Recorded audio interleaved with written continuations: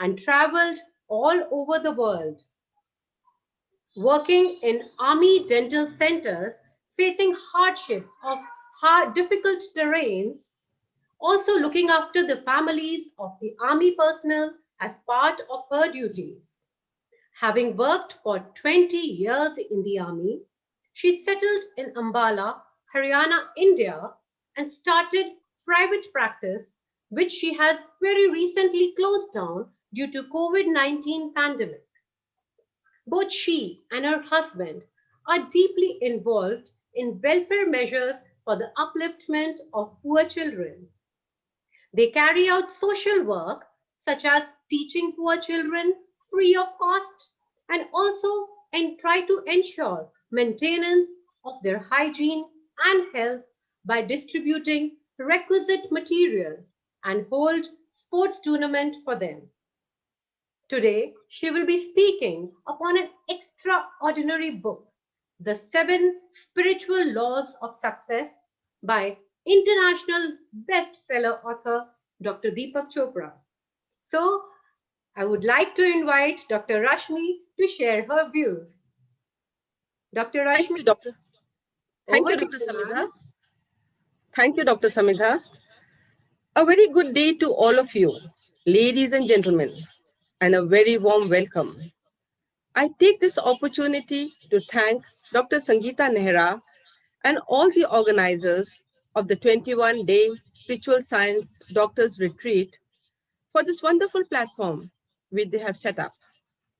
Today, as Dr. Samita just told you, I would be discussing the book, The Seven Spiritual Laws of Success by Dr. Deepak Chopra. A bit about myself. My first introduction to spiritualism was when I was in class 10. My father, who was a devotee of Ramakrishna Mission, presented me a book, The Autobiography of a Yogi by Paramahansa Yogananda. For a child who loved reading, this was far beyond my scope. Though I understood little, it opened before me a plethora of a whole new world, the world of spiritualism, meditation, and mysticism.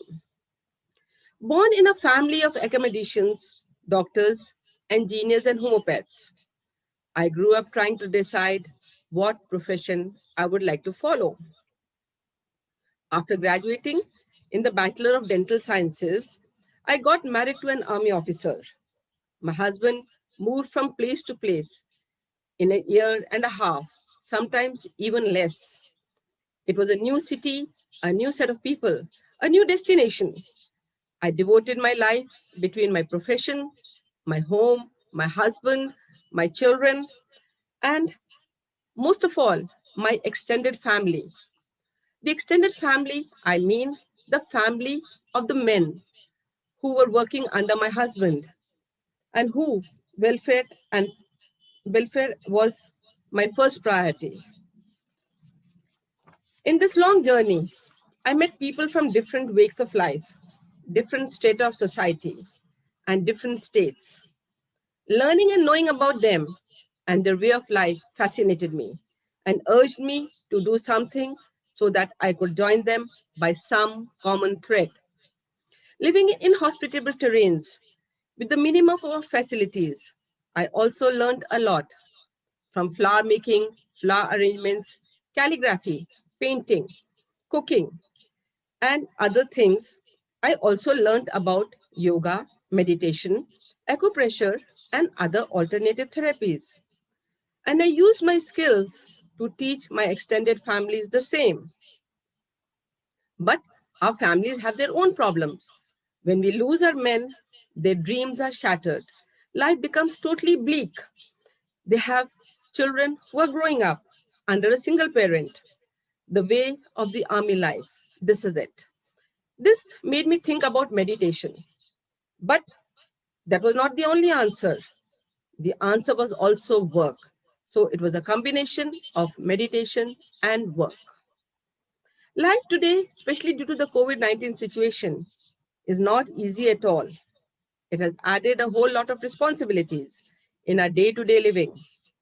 It has brought around the culture of stress, financial woes, loss of jobs, Besides this, the culture of cutthroat competition, working from home, the laptop, mobiles, social media, and the online classes for the children has brought to the fore the need to look for the answers.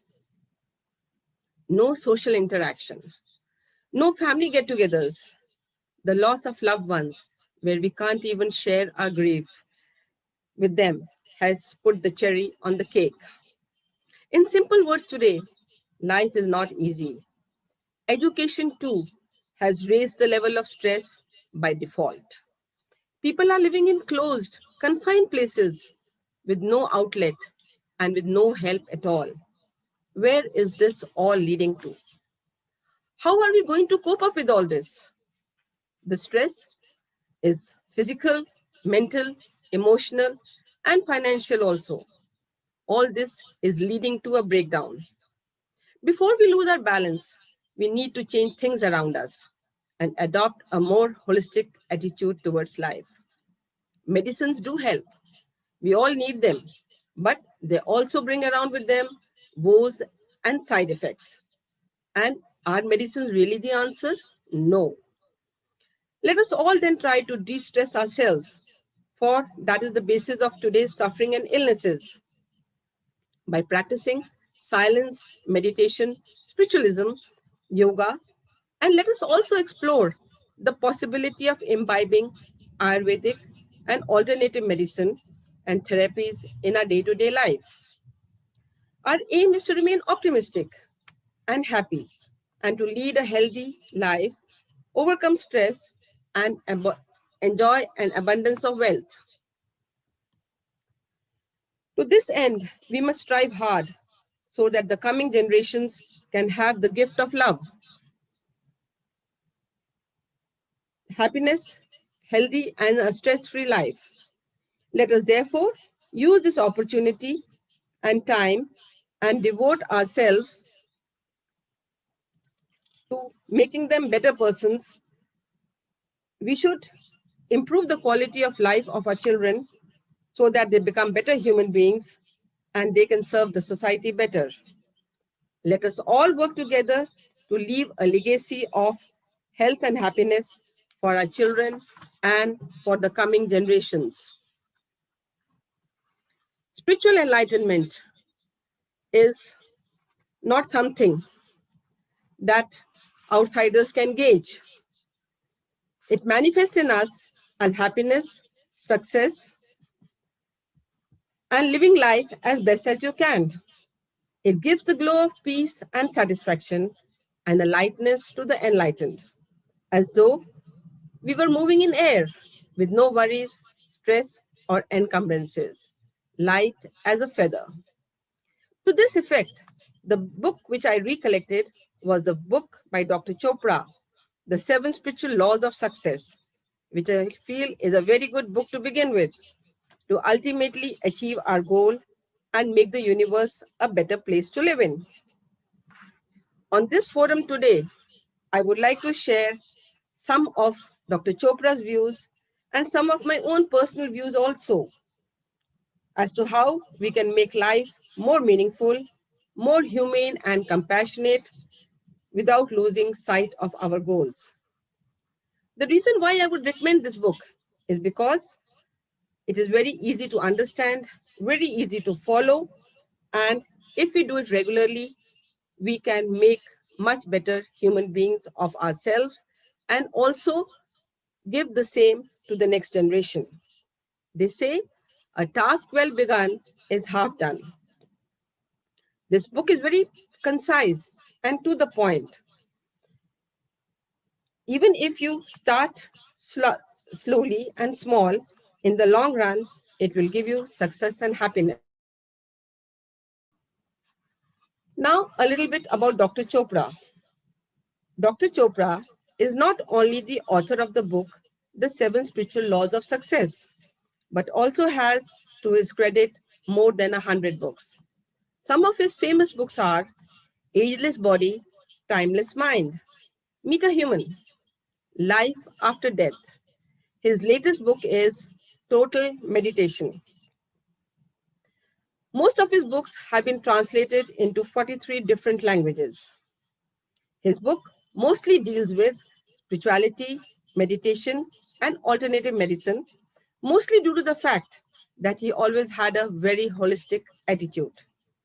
He regularly conducts and hosts TV shows, talks, and medicine sessions.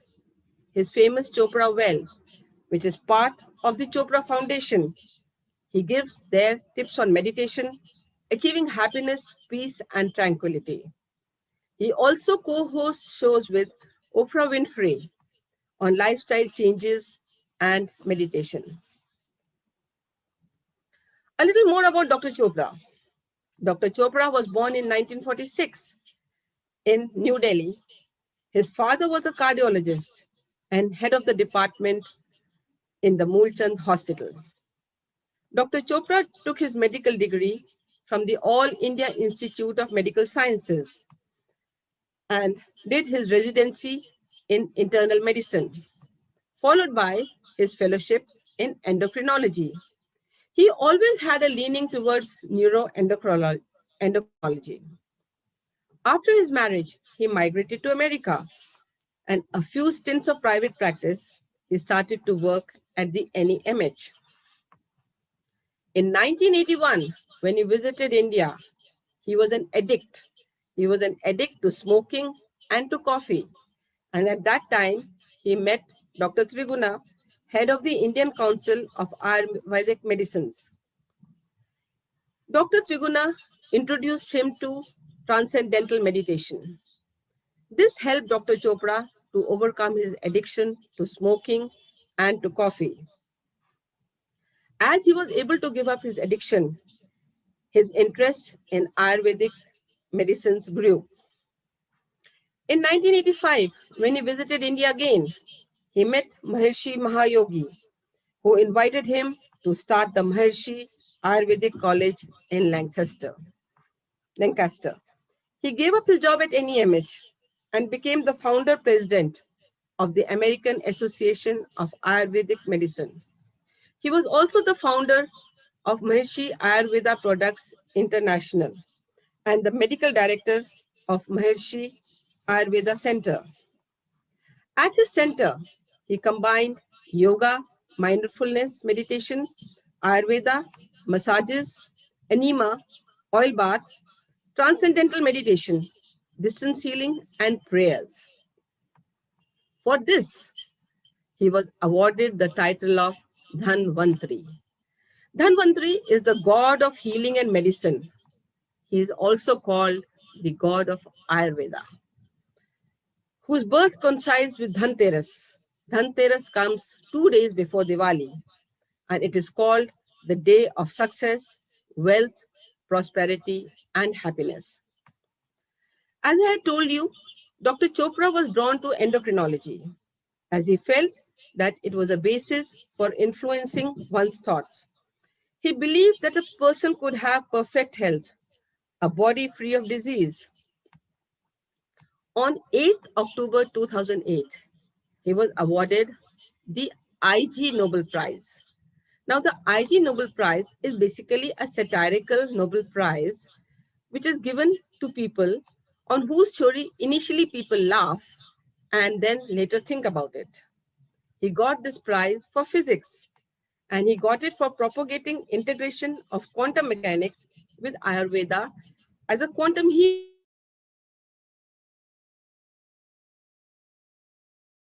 cancer. He has always maintained that aging is fluid and changeable. It can be slowed, stopped, speeded up, and even reversed as per the state of our mind. Now we shall analyze the book, The 7 Spiritual Laws of Science. How it can help us in day-to-day life. How it can help us to achieve success and make our life stress-free. Dr. Chopra in his book describes the various aspects of spiritualism, how to go about achieving it, and helping us to be better each day. Success in life, he says, is a continued process, an expansion of happiness, and there are many aspects to success. Success includes good health, energy, enthusiasm for life, fulfilling relationships, creative freedom, a sense of well-being, and natural wealth. Success is a journey, it's not a destination. Why? Because whenever we succeed in one thing, we want to start another thing, because we always want to have another goal right ahead of us. The creation of wealth or material abundance makes the journey more enjoyable. However, it is considered to be at the cost of others. Most of us spend more time taking care of the materialistic things around us rather than taking care of our spirits. Words, whatever we say, have a positive or a negative energy. Words and ideas help to heal the mind and nurture our soul. They have the power to uplift and live in and transform our lives. They are full of energy. That is why they say, speak well of others and speak smilingly. Life is a force flowing through us, and every moment an opportunity to learn. Whatever inspires us, we must learn to manage and bring it to fulfillment and reap the rewards of our hard work. Chopra's book, The Seven Spiritual Laws of Success, or you can also say The Seven Spiritual Laws of Life, has 7 laws. The first law is the law of potentiality. The second, the law of giving and receiving. The third, the law of karma. The fourth, the law of least effort. Fifth, the law of intention and desire. Sixth, the law of detachment. And last of all, the law of dharma. I shall be explaining each one of them in detail. The first law of Dr. Chopra is the law of potentiality. Now, what is potentiality? Potentiality means whatever is hidden or latent or which we can develop further. We must always try to achieve our full potential. Knowing who we are gives us the ability to fulfill our desires and dreams. Most of us either do not know our potential or we tend to underestimate our potential. Success in life means knowing your potential and exploiting it to achieve the desired result. Always remember, the sky is the limit. Before we move any further, we must know what ego is, how it should be controlled or given up. Ego is always constantly in fear. It is scared, always wants to control people and situations. It thrives on the approval of others. It is influenced by people, things, and circumstances, all of which are outside ourselves. Ego does not let us progress and prosper. Hence, give up your ego. To give up our ego, we need to do the following things. We must also achieve our maximum potential by giving up our ego. The first thing is silence. How do we achieve silence? We should sit quietly, preferably cross-legged, in a lotus position, with our hands in our lap and the palms facing upwards. Close your eyes, try and still your mind. Let thoughts keep passing through your mind. Do not try to stop them. Do not worry about the noises that are around you. Look at a baby, how gingerly he walks. He takes one step at a time. Similarly, with silence, take one step at a time. Wait. You will automatically start feeling the flow of silence in you. Practicing deep breathing will also help you. And as you take your breaths, you will find your silence is becoming better. While you are in silence, also contemplate. Once you contemplate, you would automatically know how to control yourself. The next step is meditation. After your body settles down, let your breathing and heart settle. After that, let your mind calm down. You will be able to meditate. Chant your mantras. Think of all the beautiful things around you. Let your mind wander. Then you will be in a state of meditation. In today's world, it's a well-known fact that CEOs, sportsmen, and stars all employ spiritual gurus or psychiatrists to help them meditate and achieve inner peace. Corporates organize seminars and conduct classes for their employees so they can have a better and more fulfilling life. Be non-judgmental. Do not judge others spontaneously by the way they dress, talk, or respond. Judging causes turbulence, turns and agitates your mind. It creates an imbalance and a useless chatter. Ignore the jargon, otherwise it will lead to chaos. Silence your mind first. Be non-judgmental. Close your eyes and think for a second before you say something. Do not let words just pass through your lips. A word said in haste can cause disaster. Thus, we can achieve our potentiality. Also, commune with nature or be in harmony with nature. Learn to connect with your environment. Slow down. Observe things. Delve into the spiritual nature of things. See the beauty in all the things. Be one with nature, and the energy so received can be used to reach our full potential. Sit still. Enjoy the rustling of the leaves in the wind, the sound of the water flowing, the chirping of the birds. You may also be able to hear an insect crawl. Sit in your lawn, your terrace, in a park. You can also walk barefoot to release negativity. Let nature calm you down and connect with your innermost self. When we are in harmony with nature, we create a bond. Utilize this bond for your empowerment and achieving your potentiality. Let nature take you through the bliss of journey of life. Do not try to reverse the flow. Just channelize it so that you can benefit and you can also benefit those around you. It will also help you to feel positive about whatever you have in abundance or whatever you may desire to achieve. The next law is the law of giving and receiving. We all know that we love to receive gifts. We should also give gifts. All relationships exist due to interaction. You must circulate whatever you have. If you're educated, circulate your education. If you have money, circulate that. Or whatever material things you have, you must learn to circulate all of those. Give whatever you wish to receive. If you want material affluence, help others to get material affluence. If you wish to receive affection, compassion, appreciation, and love, give the same. We talk about currency. What does currency mean? Currency means flow. Money must continue to flow like a river. It keeps it alive and vital. Otherwise, it will clog and stagnate. Money is the symbol of life energy. As they say, money makes the mare go. The intention behind giving anything should be joyful. Anything given grudgingly has no energy. Giving is an art. Always carry a gift for someone. A flower, a card.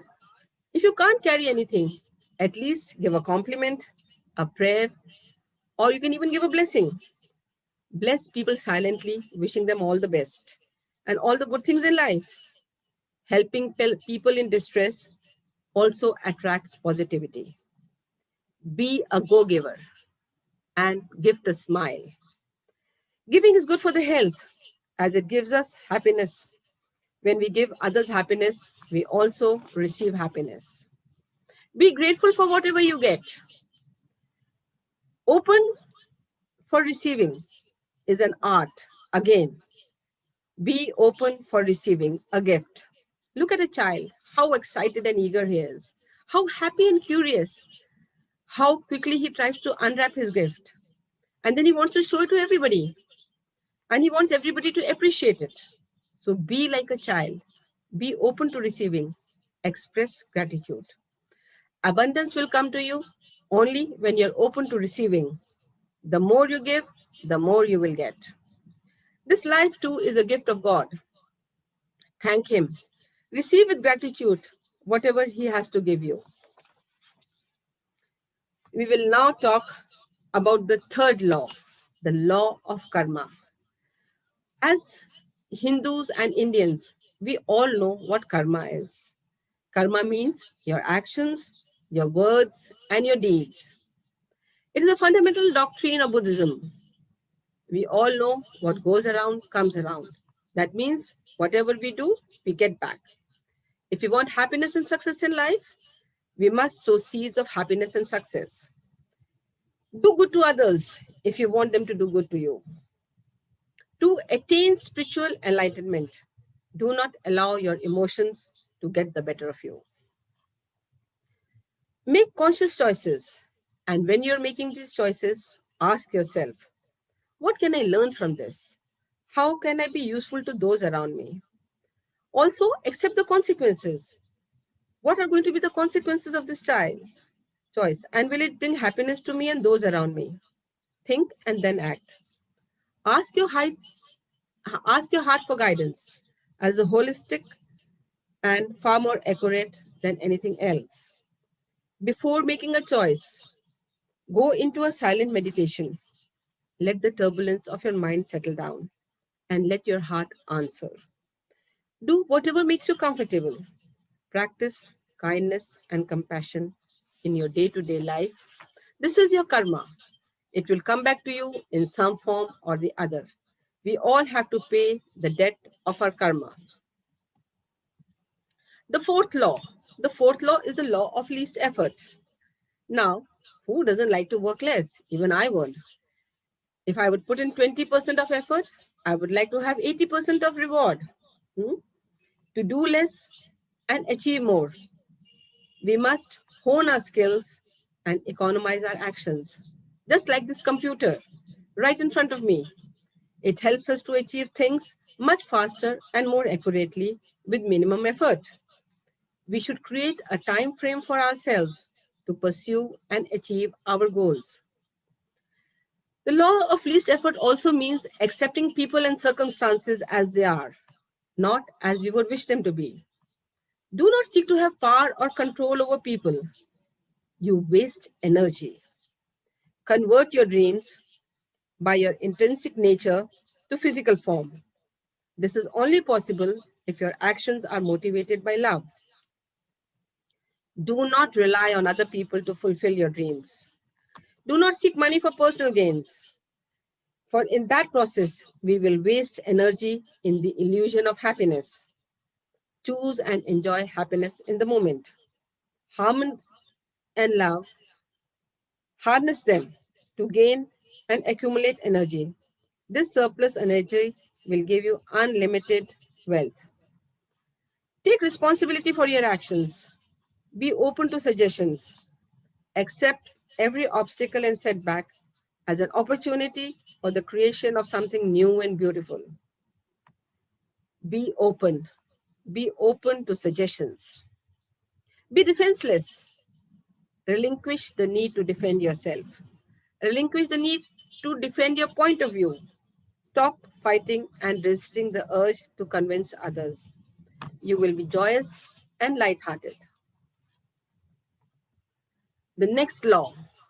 We all have intentions. We all have desires. We all have dreams. And Dr. Chopra, in this fifth law, talks about the law of intention and desire. If we desire something, we must plan to achieve it. So he says, make a wish. Make a list of your desires and dreams at night before you sleep. Every morning when you get up, look at it and think how you can reach a step closer to the end. Create a silent space between your thoughts. We all have infinite organizing power. Attention to your work brings transformation, and the intended outcome can be achieved. When things do not move your way, or if they do not move as planned, do not fret, because there's always a reason for it, and there is something better in store for you. Do not allow your obstacles to deter you, or consume your attention, or take away your focus. Remember, learning is a continuous process. We all continue to learn throughout our lives. Desire without attachment to the outcome of the goal. This helps us to achieve them easily. Keep working continuously. Look at the ant, it is always moving. Nothing goes in vain. Whatever effort you put in will be rewarded sooner or later. Keep your desires to yourself.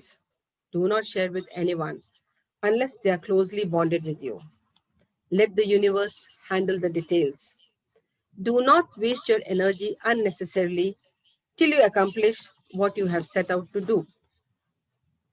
The sixth law, and also one of my favorites, is the law of detachment.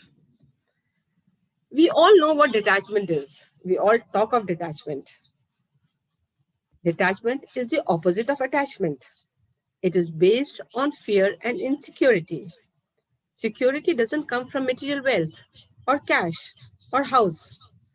There is always the fear and anxiety of losing it. These things are all transitory. We tend to cling to things, material, emotions, etc. We must learn to let go. Detach yourself from the known and slip into the unknown. Let there be uncertainty. Without uncertainty, there will be no evolution. Remain open to all possibilities and opportunities. Let it be part of your experience. Participate with detachment. It will give you the freedom to create and is synonymous with wealth consciousness. Whenever you encounter a problem, stay grounded and wait for the solution to emerge spontaneously so that it can benefit everyone around you. Every problem, as I said earlier, is a seed of opportunity. Learn to accept everyone as they are, your parents, friends, children, siblings, etc. Learn to detach yourself from the consuming fire of hatred of what they did do and didn't do. Detach yourself from your children. Do not expect them to do your bidding. Give them their space and time, and they will make better human beings. Detach yourself from material things. Learn to live frugally. Apply the minimalist approach. Be happy with whatever you have. Thus, you can achieve the law of detachment. The last and the final law by Dr. Chopra is the law of Dharma. We all know that Dharma means our duty, our purpose in life. And to this end, we must know the purpose of our living. First of all, discover your true self. We are all divine souls who have some unique talent or the other. We are spiritual beings in physical form, and we are here on this earth on a mission to fill a specific purpose. Seek your higher self.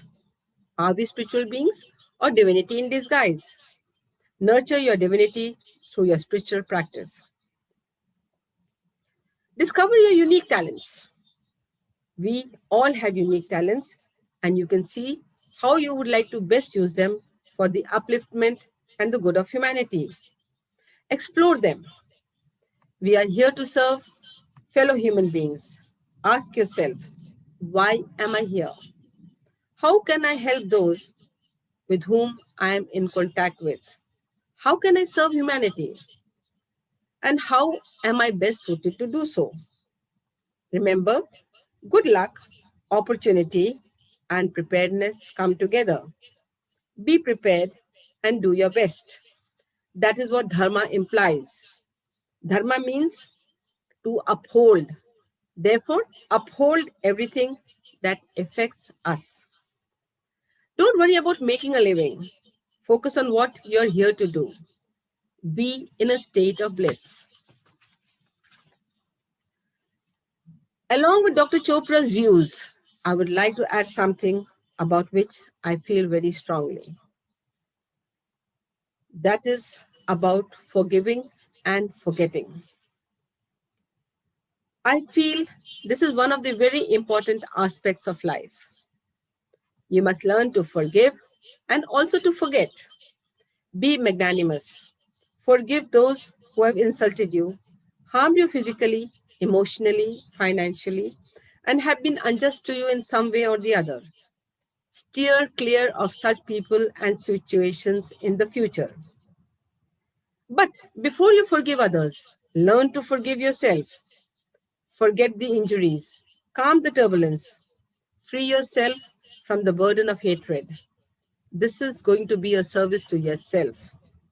Acknowledge that you have anger. You can try to overcome it, but also remember that it can come back again. Do not keep struggling with the guilt or blame yourself. Put down the weight and free yourself. As I conclude, allow me to say that if we put our heart and soul to anything, it can be achieved. You can achieve anything, whatever you wish to achieve, whether it is material affluence or success in any form. Remember that you cannot change people and circumstances. Therefore, find a way around it. Continue till you reach the bend. You will see the road further down from there. Be a child. Let curiosity and eagerness take you forward. Do not be afraid of the unknown, of the uncertain. Have faith and you will achieve your goals. Be calm and silent. Be in meditation. It will bring you results far beyond your expectations and imagination. Always be forthcoming to help and serve and let the fountain of love and abundance flow. Let the cycle of life, karma, and wealth move continuously. Meditation. Meditation is synonymous with work. Immerse yourself in your work. What is the meaning of universe? The meaning of universe is a song, one song. Let us all be part of that song. Let us all be a part of this beautiful, beautiful universe.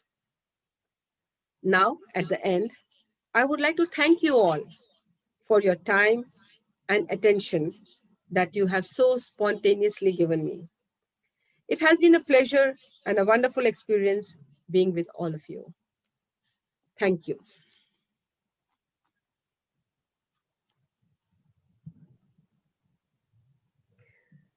Congratulations, Rashmi ma'am. Such a beautiful presentation of this magical book, Seven Spiritual Laws of Success. The seven laws, as taught by you: the law of potentiality, of not being judgmental, law of giving and receiving, law of karma, to work with full heart, conscious choices, and accepting consequences can actually work for anyone to make them a better human or maybe superhuman. Law of least effort, as told by you and explained by you, to accept everything and everyone as it is can make our lives and relationships heavenly. Law of intention and desire, of seeking opportunity in everything, can make the most out of every moment of our lives. Law of detachment and law of dharma, following which everyone can work together to make this place, to make this world a better place to live in. And ma'am, the eighth add-on by you, the law of forgiveness, was equally appreciable. Thank you so much. And I would like to thank Dr. Sangeeta Nehra ma'am, who has pledged to be the torch bearer of spiritualism and meditation. It is an appreciable and incredible achievement that today, with her efforts, we are spreading the message of mental peace and happiness for humanity. Today, we are receiving the entire world. We are reaching out to the entire world through our PMC Global Channel, PMC English, PMC USA, PMC UK, Pyramid Health Channel Malaysia, Mahadrishta Pyramid Spiritual Science and Education Trust Channel, along with PMC Haryanvi. So this is a beautiful platform in which I think we can reach out to each and every person, irrespective of their country, their religion, anything. And we can all work together to summarize beautiful books that have been written in just a matter of 1 hour and reach out to everyone to, again, as I said, make this world a better place to live in. Thank you so much, everyone, for being with us. I would now invite Dr. Sangeeta Nehra ma'am to bless us with her words of wisdom. Yeah, thank you, Dr. Samita. Thank you, Rashmi madam. A great presentation by Rashmi madam. And she, as she told about the 7 spiritual laws of success by Deepak Chopra. And I was remembering one thing. I think 12 years back, I have gone through one book of Deepak Chopra, Quantum Healing. When I was working in on the HIV patient and Red Ribbon Express train of AIDS patient.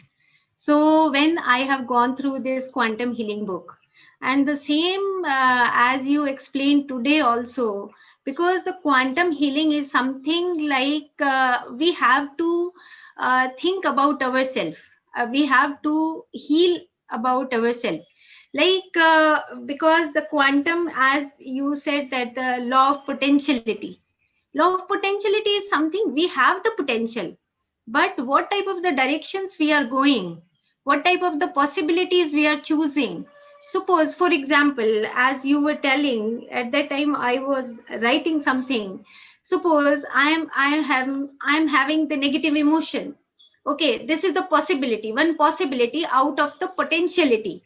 I have the good potentiality, but out of the that I chosen one negative emotion. Okay, so again and again and again I'm thinking about the negative emotion, that graph of the possibility become the high, and it becomes the conditioned matter, and it becomes the negative emotion, and more we are conditioned, so that we are automatically suffer from the many illnesses.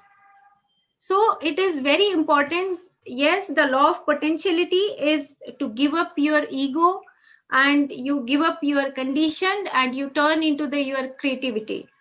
So, and the next you tell about the giving and the receiving. Yes, definitely, giving and receiving is just like a you are enhancing your immune system, because your consciousness area is become increasing automatically if you accept everyone, if you give something to everyone.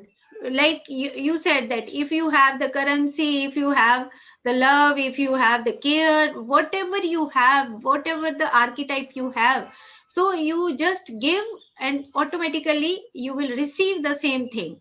So the main thing is, if you want to enhance your immunity in this corona period, so the giving and receiving is the main law. We should accept everyone like this. Okay, and next, the law of karma is very very I think important law. And I want to say one quote of Patriji. So in so justice, reap justice. That is cosmic justice. And so injustice, reap injustice. That again is cosmic justice, injustice. Spiritual health is the root, and physical health is the fruit. So, in the conclusion, the meditation in its final essence means the activation of inner senses. And the third eye symbolizes the totality of the inner senses. No doctor can really help us. No hospital can help us. No drug can help us. Only meditation will help us. Only vegetarianism will help us. It means that we have to understand about our physical body, about emotional body, about our mental body, and about our spiritual body. So we have to understand all these 7 laws of success. So it is important. And in last you tell about the law of detachment and law of dharma. In out of that, law of dharma is very important, because Patriji always says one thing: if you are enlightened, then only you can follow your dharma. Because if we are not spiritual, if we are not meditating, and we are thinking just like, okay, we are doing the right thing, somehow we are not enlightened within ourselves, and we are not knowing about our inner bodies, our about inner sights, intentions, intuitions, if we are not aware about all these things, so we can't follow dharma. So it is very important that we every day we should do meditation practices, and in the last learn meditation, and you teach meditation, spread meditation. So thank you very much. Thank you. Thank you all masters of all over the world. Thank you very much. So we can go for 5 minutes meditation. Rashmi, it is okay? Okay. So yes, please close your eyes, cross your hands, cross your legs, and relax yourself. You can sit on the chair, you can sit on the bed, you can sit on the ground with a comfortable position, with a comfortable posture, and you relax yourself. The first thing is your ocean of consciousness within you. It should be calm and relaxed because we are all cosmic beings. Then you just observe your breathing. Breathe in and breathe out. Breathe in and breathe out. When we breathe in and breathe out, this is the main pathway of vital energy through which we connect with the physical body and the mental, supramental, and the bliss body. So the prana, the vital energy, the breathe in and breathe out is the bridge between the physical and the other bodies. You just witness your breathing, normal, natural, soft, tender, tranquil breath. If the thoughts are coming, so please again observe your breathing. Automatically, your multiple thoughts will lessen and you will become the thoughtless state.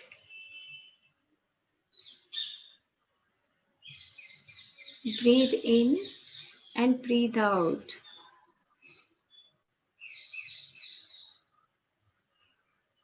When you continuously breathing normal, natural, soft, tender breath, automatically you start accumulating your cosmic energy within yourself, and it will enlighten your inner senses, your third eye, your pineal gland.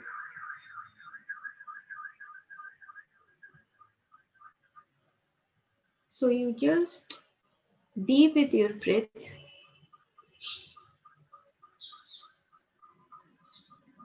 When the breath touches the nose and it goes enter through your neocortex, it enters through your higher brain. That is the true path of respiratory breathing system. It goes down in the end of the spinal cord and it comes back. It comes upward and again goes upward and then exhale through the nostrils.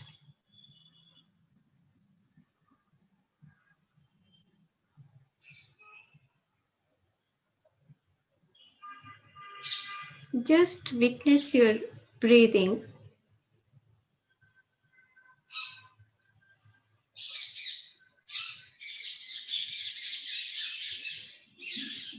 And you realize that your consciousness is expanding. You are becoming more calm. You are becoming more relaxed. Thoughts are lessening.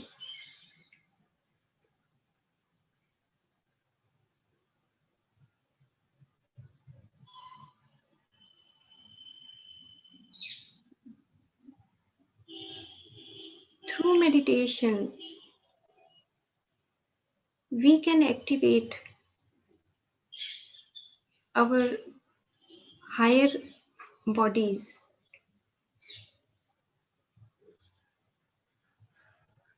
We can directly connect with the higher consciousness world.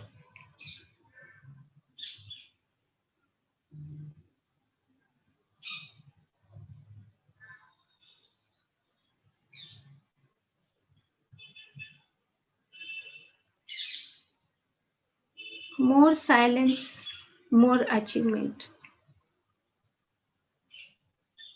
More exploring of consciousness,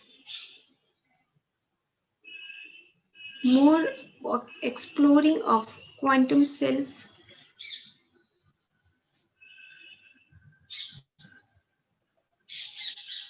automatically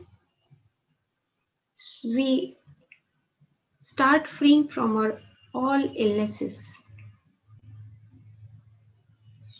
all negative emotions. We can break down our negative emotional circuits through meditation. No medicines, no doctors.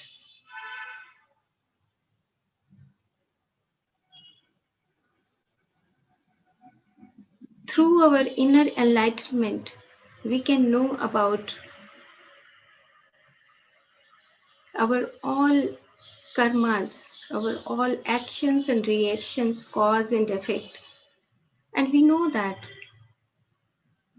just only it is important to know about the meditation, know about our spiritual laws.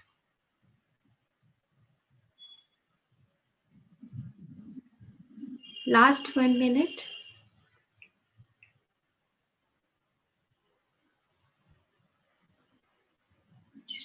Breath is our real friend, a real teacher.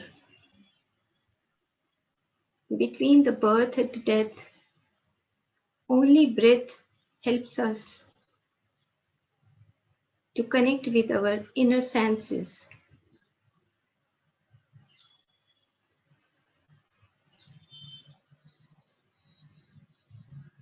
Breath is our guru. Breath is our friend.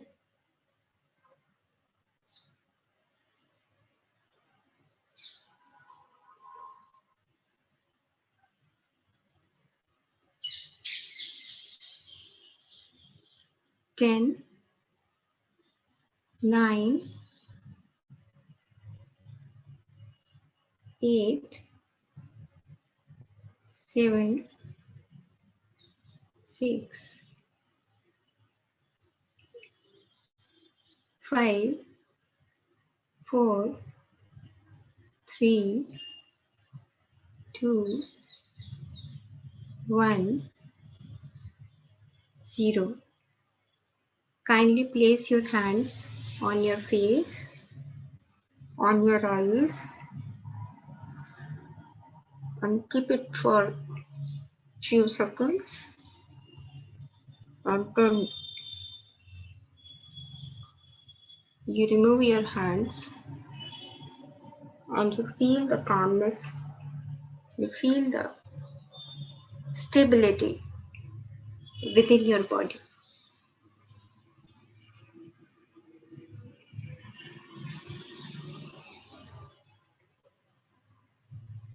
Yeah, thank you. Thank you all masters, thank you all friends, and for connecting with us with all channels. And tomorrow again, there will be a new speaker in front of you all. So keep in touch tomorrow also. Okay. Thank you. Thank you. So much, ma'am.